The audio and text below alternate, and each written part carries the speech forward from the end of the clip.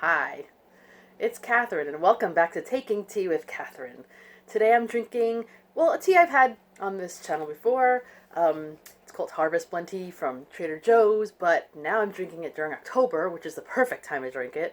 It's so, cinnamony and appley. It actually kind of reminds me of a tea, and I don't remember the name of it, and I really wish I did, but it was from Lipton, but it was, the little they had a little thing in the 90s called Sir Thomas Lipton, and they had a bunch of different teas.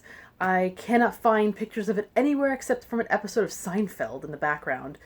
But anyway, it was an apple kind of tea, and if I could just find out the name. Anyway, I'm getting nostalgic, and I'm drinking this out of a very nostalgic mug, one we've had in my family for as long as I can remember anyway. So probably older than me, but maybe not. Because I just felt like talking about something that is slightly related to Victober, because it does have something to do with my interest in things Victorian and thereabouts, and in classic novels, etc. And tea, honestly. It's one of the biggest influences, or one of the biggest. Well, that's what I said, one of the biggest. Yes, this is going to be one of my rambly ones again. And it's a magazine. Now, I like reading magazines. I love, like books, I love the smell of the nice glossy magazine when you crack it open. It's just something nice to curl up with when you are in the mood to read something, but you're not really in the mood to read deeply, perhaps.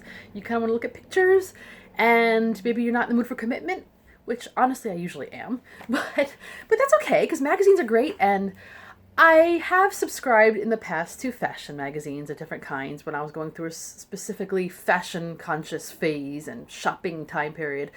But I never stayed long with any of those. And I've had tea magazines I've subscribed to because that makes sense.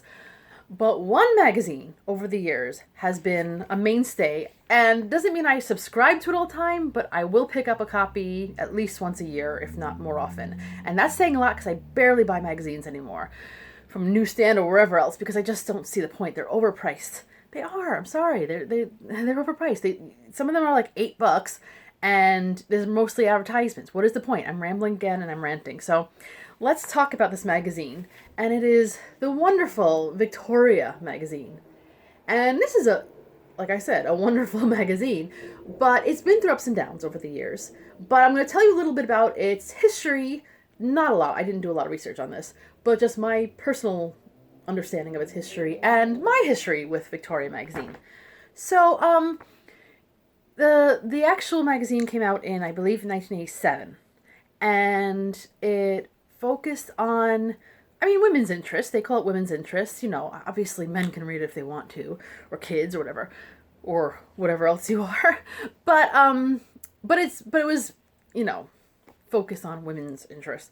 And it was fashion, but it wasn't like couture fashion. It was like cozy, almost cozy, somewhat Victorian inspired or Edwardian inspired, or sometimes just a lot of lace.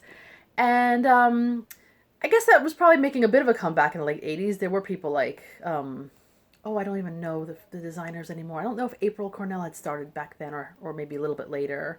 But you know what I mean? A lot of florals and stuff like that.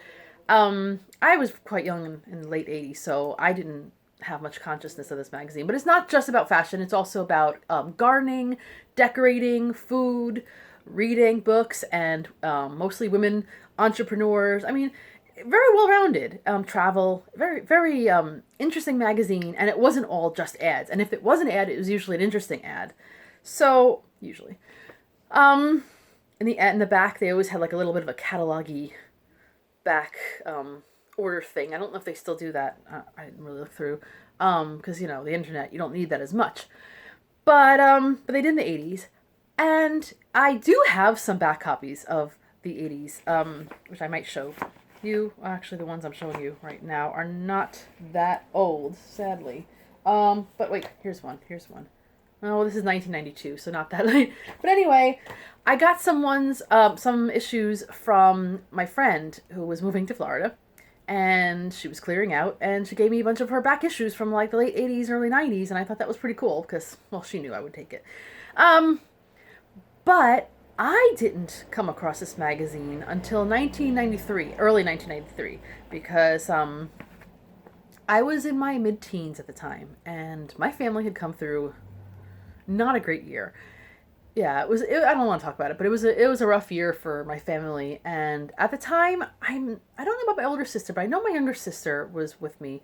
We were staying at my grandmother's for I don't remember how long, probably during some kind of school break. I can't remember, but I don't know if this is exactly true, but I think my aunts were looking for some kind of battery. That's what I feel like they were looking for. I could be wrong, but maybe my timelines are mixed up, but that's okay. Let's just say they were looking for battery because for some reason we went to a drugstore, and it must have been winter, judging by this issue. But we while we were looking in the drugstore, it's kind of a big one. We were in the periodical section, and I've always loved that section because there were also books usually, and I like magazines. So my sister and I found this magazine, and at the time it was $2.50. Very nostalgic, and it was a specific issue. I have never thrown this one out. And I said, wow, Victoria. Now, mind you, I didn't really know much about Victorian history, the era, or Queen Victoria herself. My big obsession at the time was Queen, as in Freddie Mercury.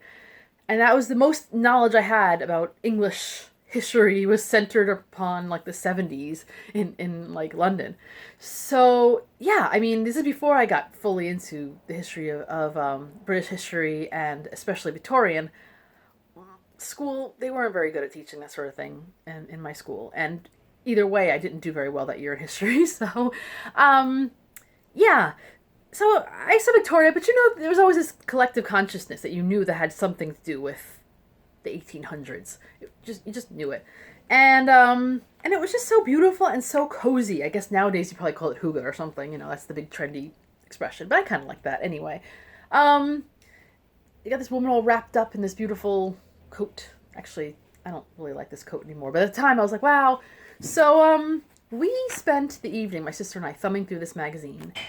And we just loved every page of it. And it's funny because I recently went through it, and it's still nice. It's still very beautiful, but it's really not their best issue. It's not bad, but it's not their best issue. But I did a little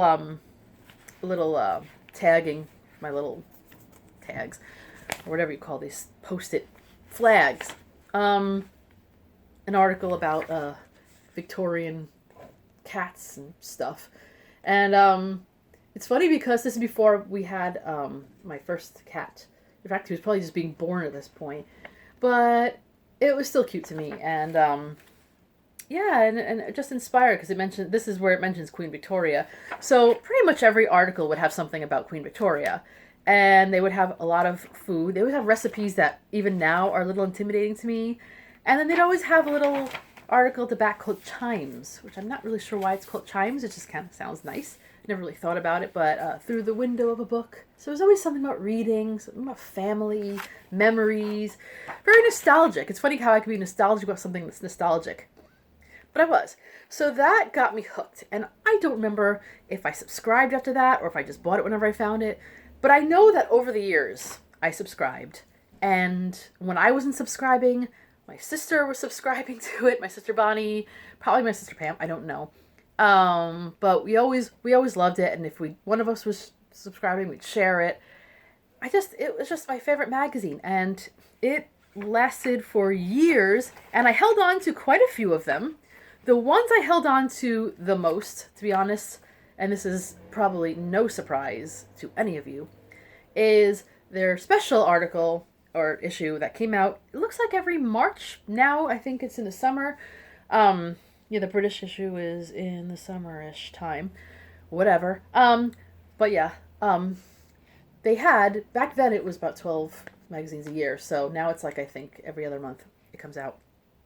But, yeah, they always had a special British issue, or England issue, or wherever they call it at the time. They also had French ones, and they had the blue and white issue, which is like, the China blue and white, etc. So, yeah, it was always a special thing for me, especially when I started coming to the point where I was actually planning a trip to England. And this was in 1998, so this is shortly before my second trip to London. So that's pretty nice. And then I have another one that was March 1999, which was right before my third trip to London. And, I tagged this one a lot. So let's see what flag. Sorry, I like tag better because flag sounds like I didn't like it. Oh yeah. So here's an article about come to tea. Come to tea. Very lovely. I don't know if you guys can actually see these pictures very well, but you know, an article by an interview with or by Joanna Trollope, who is a writer who I've never actually read, but she's apparently related, like a niece, great niece, whatever, of Anthony Trollope. So that's cool. And yeah, they'd always have a writer writing an article, at least one writer, like in residence. At one point, they had a little excerpt from Helene Hanff, who wrote 84 Charing Cross Road. And I don't think she wrote it for the magazine because I think she was already dead by the time it came out. But it's still cool. A little article in the back of this one, which was one of my favorite things because it was called Read with Tea. This used to come out very often. So it was always about reading.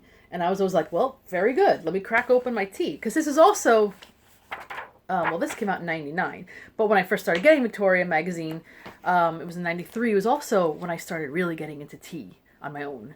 Because we always liked tea in my house. But I started becoming really interested in tea around that time. And as a result, I think it was sort of not a snowball effect, but an influence.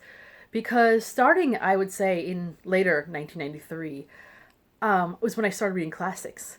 Jane Austen, George Eliot, Thomas Hardy. These are some writers, maybe later Bronte, but that I started reading in my mid to late teens. So it would have been almost coinciding. I wonder, was I influenced? Probably.